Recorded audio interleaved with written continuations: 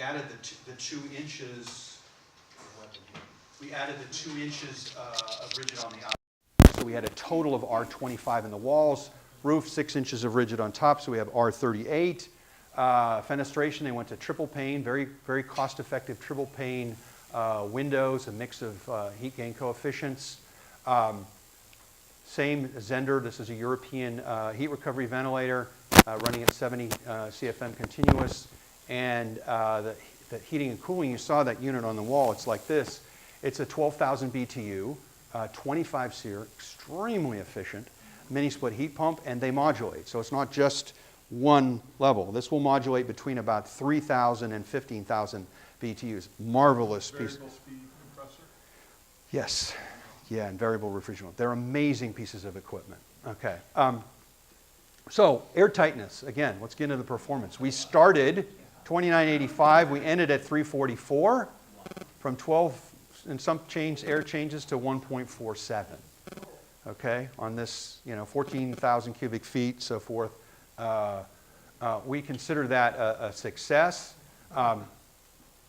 So again, now we'll describe how we do this mechanical and this concept of a simplified or an alternate view of mechanical. So this was this house. It has basically, it's a 1,600 square foot rectangle with one half being a common area of kitchen, dining, and living, and the other zone being a sleeping area with bedrooms and baths. Okay, so with a low energy building like this, we can think about HVAC in a non-traditional way. All right, we have 3 functions. We need ventilation, we need heating and cooling, and somehow we need some sort of circulation. Now sometimes that can be part of heating and cooling and ventilation. If I took each one of these systems and I ducted everything, I don't need separate air circulation. But actually in this concept, we separated them. So here's the house, and for ventilation, we have a heat recovery ventilator in that closet. We bring fresh air in, dump it all into the main common area, just like we're doing here in this zone. Okay, and then it's exhausted out of the bathrooms, the wet rooms, so we get the moisture and so forth out, and it goes through heat recovery. That's ventilation. Very importantly, these units actually have a bypass mode for cooling, which is intelligent, so you can have it in the summertime, because it knows the temperatures in and out. If it's cooler outside than inside and you set your temperature point, it'll just bypass the heat exchanger and bring the cool air directly in. Very useful. Okay, so heating and cooling, again, one mini split right up there on the wall in the common room. Okay, that's it. It's a heat pump, variable speed like that, modulates. There's a little small outdoor unit, much like these guys out there. If you turn around, there's 2 of them outdoor units up there. You can see them sitting up there because this system is a similar idea. Okay, and then finally, a piece of this was air circulation. Okay, because we wanted to use this on the wall, right? And we didn't have much room there's really not much room for ducting and so forth. He's a tall guy. We didn't have much space. We didn't want to spend the money. And this is the most efficient piece of equipment you can buy. So we just put it on the wall there and said, well, let's put the fresh air, do the heating and cooling, everything, and we'll use this as a sort of a big plenum in the main area. And then we'll just take one of these super efficient, it's really a bathroom fan. It's a Panasonic bathroom fan. It uses a DC motor, and we can deliver about 110 CFM at about 15 watts in this case because we have some duct work. It can be, yeah, that's about right. And we'll deliver 60 CFM to the master and 25 each to the other bedrooms, okay? Fire only, returner? I'm sorry? So fire only, you have returner ductwork? No, there's no, well, there is return, and I'm not showing it here because there are jump ducts. There's a return air pathway from every room into the hallway. No yes. complaint about acoustics? Good question. Coming out of bedrooms? It's sound attenuated. It goes through flex duct. Okay, put them all together, and we have ventilation, heating, and cooling, where the fresh air and the heating and cooling is happening here, and we have continuous air movement in here, albeit small. And so the question is, will it work? Because the question is temperature differentials, right? Is this part that doesn't directly get heating and cooling, is it going to be any different? So we tested this. The Department of Energy, we have temperature sensors in every room and out here and so forth. So the data, this is done by Building America. This is one of their early reports. They're part of some other grant, I don't know, Energy Challenge, some California state thing. And we have some data from an e-monitor system that we put in. It's our own system that's monitoring the circuits. So here's from the e-monitor, because we're behind a little on their data collection. Okay. So the idea here, this is set at 72, this mini split heat pump. And if we take the winter season, it got to about November before, I mean October, I don't think they even turn it on. But when it started getting a little cool, they turn it on at 72, and they have never turned it off. Turned on, it's set, they don't touch it. Okay? That's a beautiful thing. Okay? And what happened, here's the monthly use. Here you see the winter. Here's November, December, had a chilly December, January, etc., March. Okay. Annually, we use 761 kilowatt hours, very close to the PHPP estimates. The daily usage was 2.2 kilowatt hours at a cost of about, I don't know, 30 cents. We add some of the other things. Very small. Here's January, month of January, average in January about 5 kilowatt hours. So that's like 75 cents worth of stuff. All right. Here are the circuits. Here's all the HVACs, the heat pump, the bathroom heaters, comfort in the bathrooms. They use them every day. Nice and warm spa-like bathroom when you take a shower and you're wet. And the HRV and the air circulation here. So what's happening here, there's a race here between the mini split heat pump and the washer dryer for which one can use the most energy.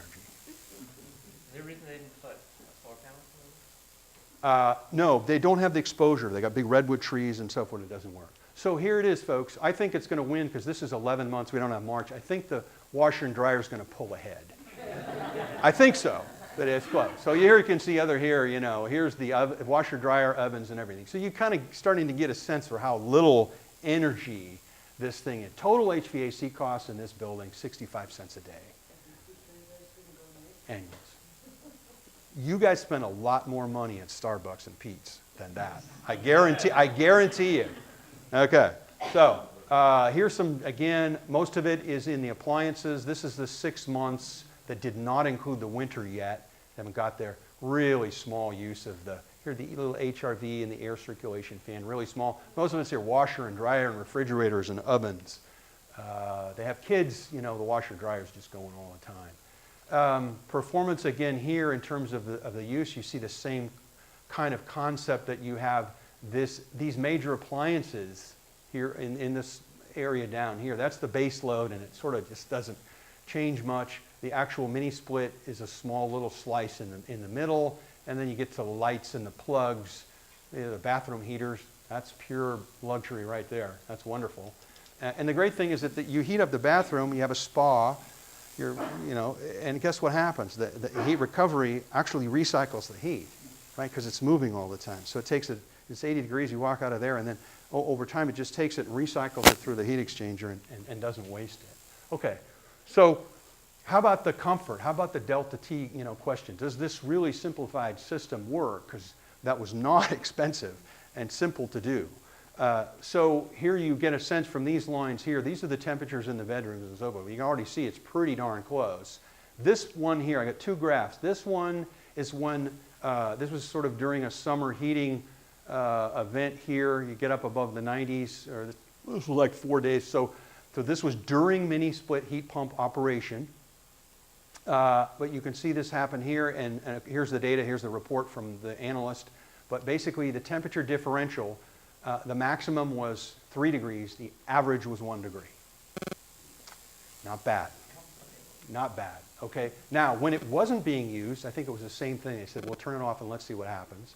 Here you see more like a night ventilation, and this is night ventilation, a little more cycle because there's no heat pump, so there's a little more cycling of temperature, but still within a very narrow, very comfortable band. And this would be the action of windows. They were using opening windows for sure, and the bypass and the heat recovery was contributing. And during this maximum 4 degrees, average was less than 2 degrees, even when the heating and cooling wasn't doing it. So I think most people would be happy with that. When we did this, we explained to them it might be a little cooler in the winter in the back. They were fine. They said, that's great. We love it cooler in our bedroom. Perfect.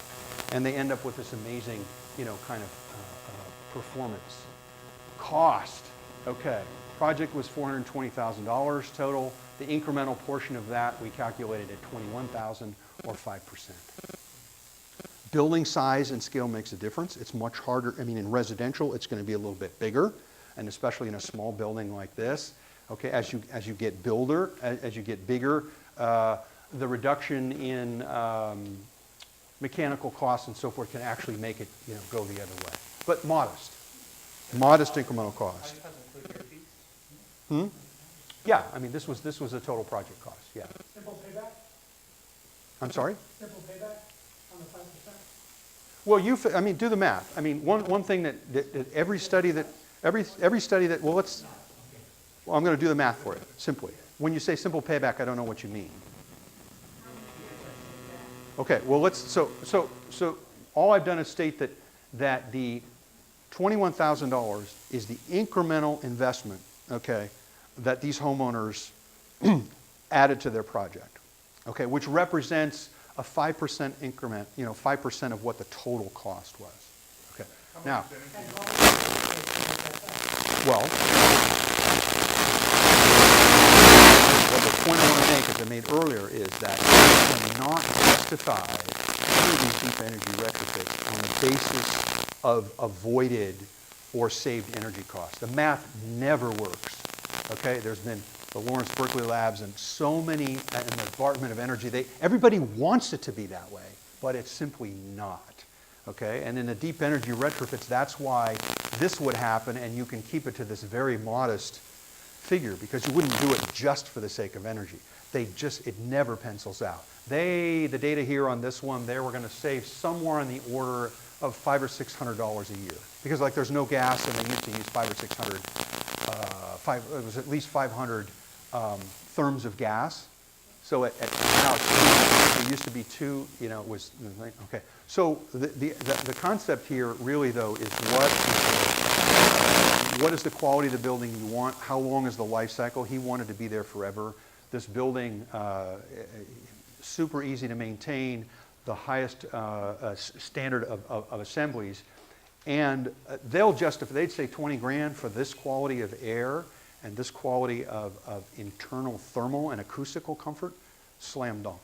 It's like, Also an issue, something that we should talk about in terms of comfort and air quality. This building was basically at the end of its life cycle for all of the materials. Everything really needed to be completely gutted, the kitchens, the bathrooms.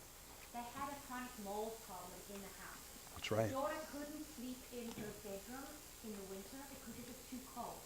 There was so much air leakage directly from the basement. The false-made patches in the daughter's bedroom closet. And when I went in, I made the homeowners just put their hand right at the opening. And the cold air coming directly out of the wall space into this little girl's bedroom was palpably freezing. And we said, this is why your daughter's coming into your bedroom. So, Well, he had asthma and he had asthma issues. Actually, the other issue, the house, there were so many parts of it that actually were not usable.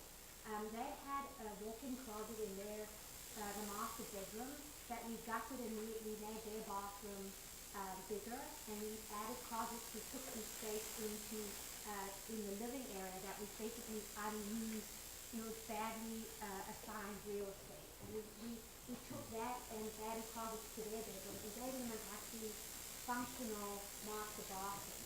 So there were these other added values that we included in this project redesign, and we completely took the fireplace out because it was this big unit and dropped off the circulation.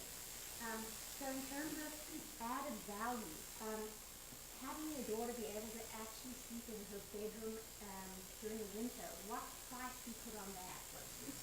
What value do you add to not having to take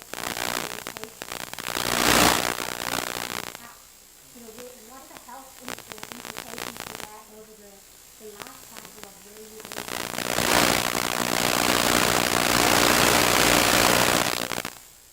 Monetary value on that because you don't include it in the calculation of our house. So in terms of the payback calculation, Ellen's right.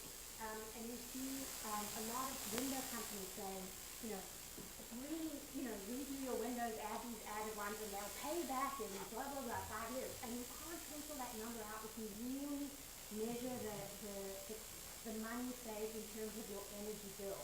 It's a fallacy, but in terms of your comfort and the other kind of additional benefits that you get that aren't really factored into home value. Particularly health. And your mortgage.